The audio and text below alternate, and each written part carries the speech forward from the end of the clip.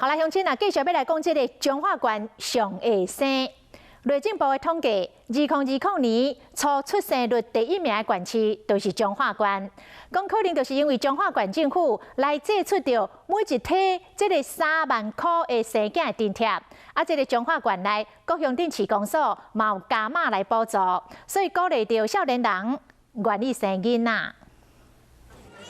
2020年，每1000人内底，敢有7个红婴仔创历史新低。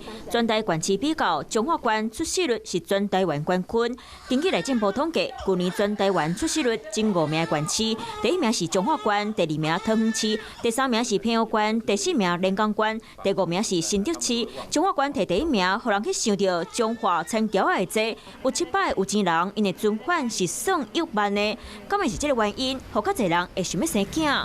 我最大的17岁了，最小的3岁半。这个爸爸35岁做英做生5个囡仔，在咧即摆社会有影算真侪啊。彰化人他比较节俭那所以变成说我们储蓄的观念比较强，就会觉得说结婚之后就要成家。这位先生在咧做中人，生2个囡仔，感觉彰化交通利便，中小企业甲工课嘛真侪。我们是自己的积蓄，压力一定会有，因为我们在买房子的同时，我第1个也出生。这个妈妈生2个囡仔，讲因无好养老爸，拢是靠家己的力量饲囡仔买厝。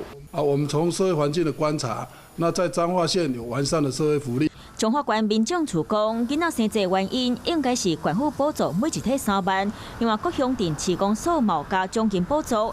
若教育环境甲交通利便，嘛是提悬少年人想要生囡仔的主要原因。